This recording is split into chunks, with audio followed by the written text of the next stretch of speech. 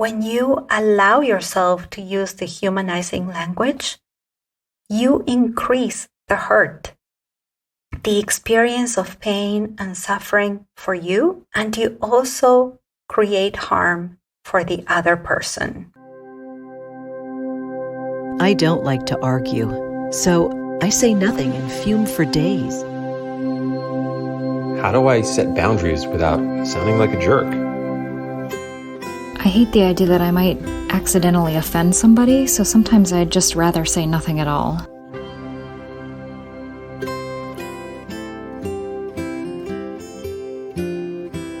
Welcome to the Language Alchemy Podcast, and thank you for joining me today. This is your host, Alejandra Siroka, a transformative communication teacher and coach who's devoted to helping multicultural individuals and couples on the path of transformation transform their lives and relationships through conscious communication. Thank you so much for being here in your weekly mini workshop where you bring awareness to your communication and learn tools to express yourself with clarity, confidence, and compassion. Today, I have a juicy episode about conscious communication and conflicts. And specifically, it's something that I have not learned from any of my communication teachers. And that's very important to know because when you learn about what I'm going to teach you today, you are going to be equipped to reduce the number of conflicts you have with others. At least that is what happened for me when I learned about this. And that's what happened to many of my clients when I teach them what I'm going to share with you today.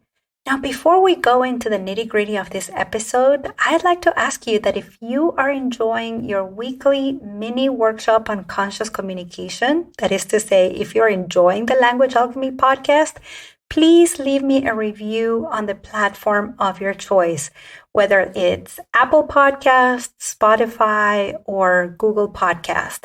When you give me a review and you let others know about how this podcast is supporting your conscious communication and your harmonious relationships, then other people can also benefit from the same tools that are useful for you.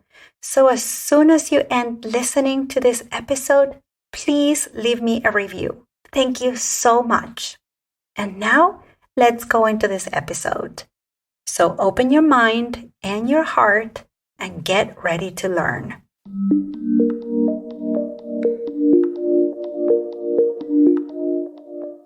I'm sure you've had experiences in life when you have practices that help you feel a sense of oneness with others. When you feel it in your heart and body that you and other beings, especially other human beings, are non-separate. Sometimes this happens in workshops and retreats when people are sharing about their human experience and you feel that sense of human universality. Or sometimes it happens in practices like yoga and meditation. And you get to understand that even though others' circumstances are different from yours, and even though you are a unique human being, you have a deep sense of connection with others. You don't think about it, you sense it. There's a visceral and energetic knowing that you and other human beings are interconnected. Sometimes this happens when you are in love with someone that you feel that way, or when you hold a newborn or you watch a baby and you feel this experience of union and unity. In the traditions I study and I'm drawn to practice, this sense of non-separateness, of union and connection with others is called non-duality. You are still you and the other person is still themselves. You're not literally one being, but you are intrinsically connected and non-separate. In these moments, you feel a confluence of feelings and states. You have a sense of harmony and peace. You are relaxed and open. You feel safe and trusting. And there's an inner knowing that we are completely equal. We are humans with needs and desires, abilities and limitations, capacities and longings. In this space, we're very present to our innate quality of empathy. And in fact, if a neuroscientist were to analyze our brain waves, our breath, and our heartbeats when we are having these experiences, they would find that we are in sync. If you've had these experiences, and if you listen to the Language Alchemy podcast, most likely you've had so many of these experiences. But if you have these experiences, then you know how blissful this is. In this experience of non-duality, all flows between you and the other person, the other human being. Your communication flows, you let your words out freely when they are needed, and you're equally content enjoying silence. It's really a beautiful, spacious experience. And because we are human and we live in a reality where our experiences change and fluctuate, we're not consistently experiencing this sense of non-duality with others. No, especially when something happens, like when the other person does or says something that you don't like, or you feel hurt by, or when they don't do something you wanted, expected, or hoped that they would do. Oh no. When that happens, that experience of non-duality seems to disappear from our awareness, and we struggle to communicate. In today's episode, I am going to reveal what exactly happens.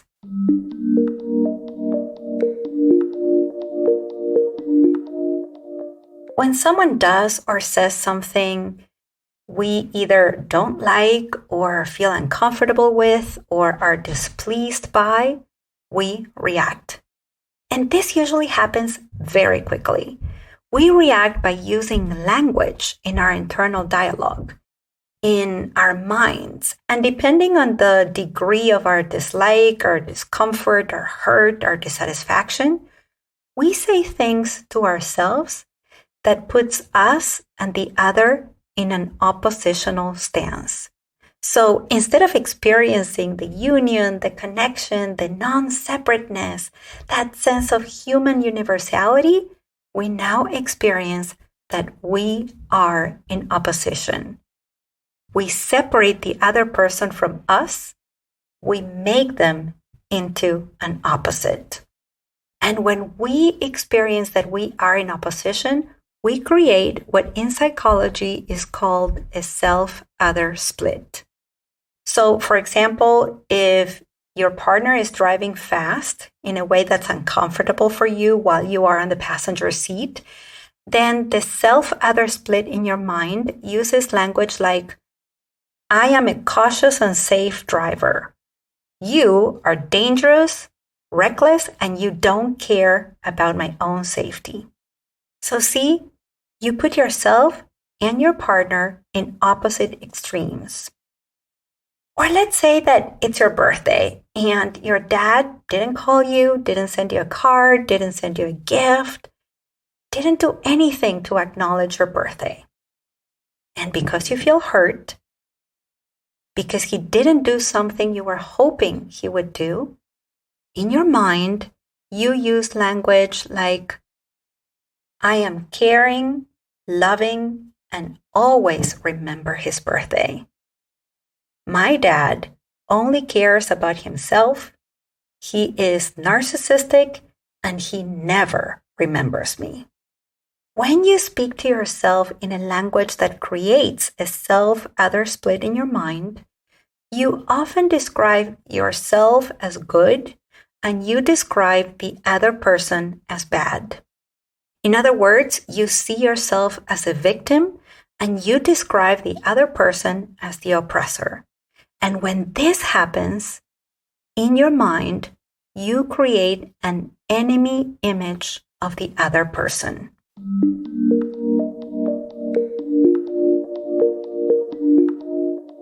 When you have an enemy image of the other person, one of the most common things that happens is that you use dehumanizing language in your mind to describe that other person.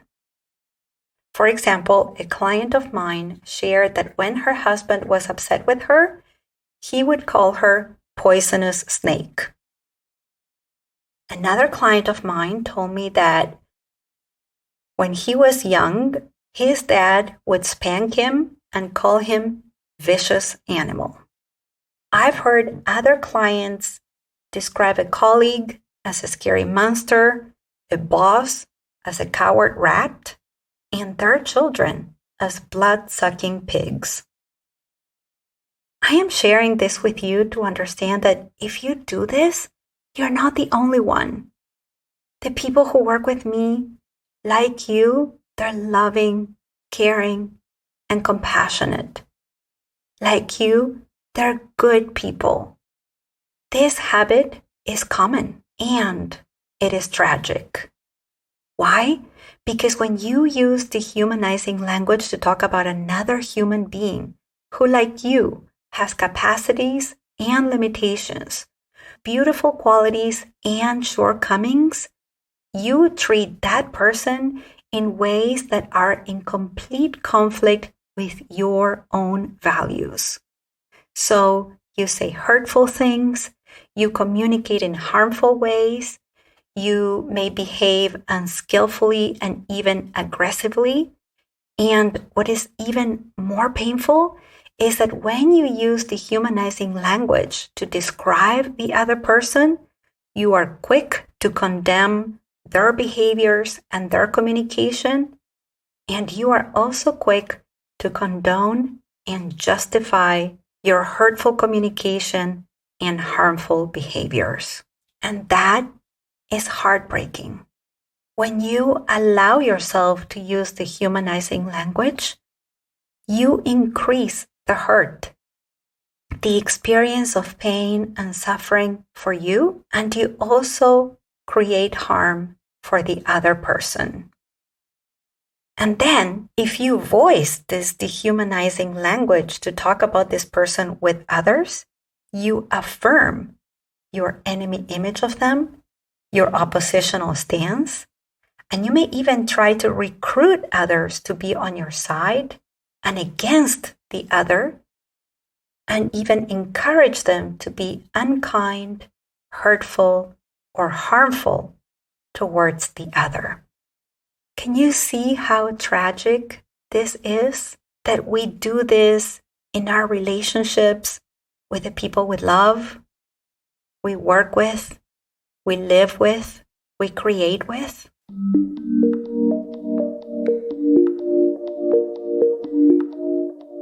At a larger scale, when I studied how genocides happened, I always saw that those who carried out the genocide began by consistently using dehumanizing language towards another group.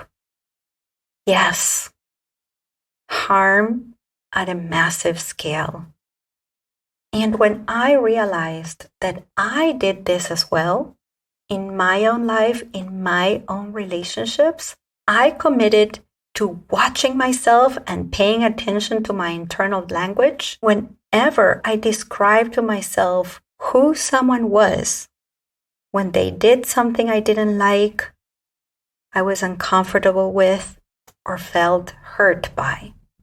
Out of this commitment, I established a practice of not allowing myself to use dehumanizing language. That's right. I do not allow myself to use dehumanizing language in my interaction with others, but especially in my own internal dialogue. And my request is that you consider having a similar commitment for yourself as well.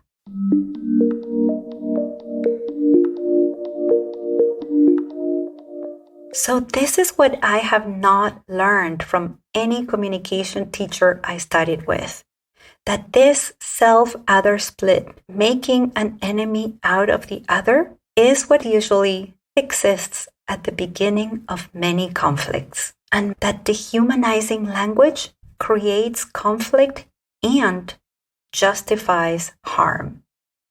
Yes, Depending on what words you use in your mind or with others to describe the person you have a conflict with, you fight with them.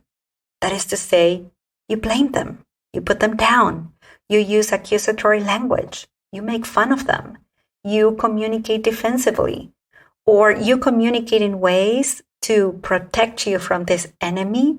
So, for example, you block them, you ghost them, you stop communicating, and you shut down all kind of contact. And of course, none of these actions are going to lead to a satisfactory or sustainable resolution of the conflict. None of these actions are going to inspire the other person to do something different or to communicate differently with you. And do you know what? It doesn't have to be that way. Many of my clients who, like you, as I shared earlier, are loving, caring, and compassionate adults have come to me to learn to communicate with kindness, maturity, and confidence during conflicts with others. Many of them realize that they have the habit of using dehumanizing language because, as I shared earlier, it's very common. And when they understand the impact and they see how using dehumanizing language generates communication and behavior that is completely contrary to their relational values, they learn new ways of communicating that are not only skillful and mature, but that are actually more authentic and that lead to resolution of conflicts in a more compassionate, healthy, and sustainable way.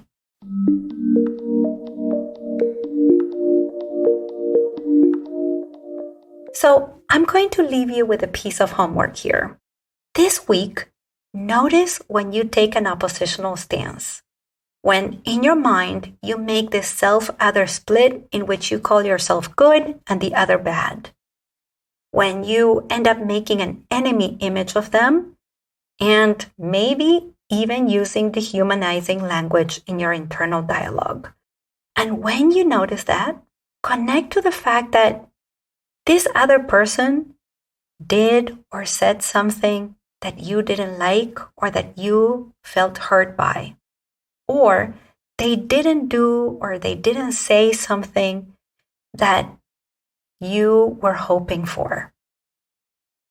Then, once you notice this, bring to mind your relational values. And if you don't know what your relational values are, do not worry, I got you covered. You can listen to podcast number 90, which is titled A Must-Have Communication Tool to Transform Your Life and Relationships. Yes, that's podcast episode number 90, and learn about your relational values. Once you connect to your relational values, choose to communicate in alignment with those values.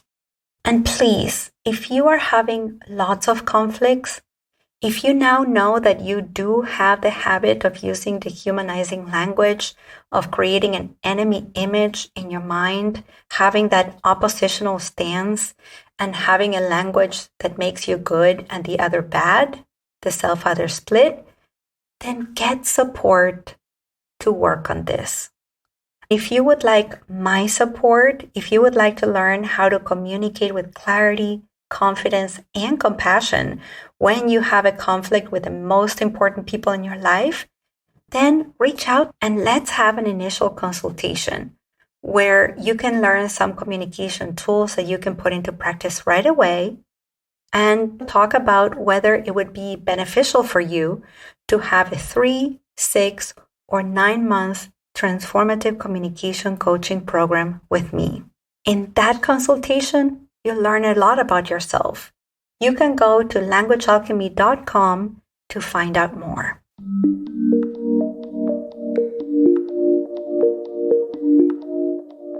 And now let's recap what you've heard in this episode.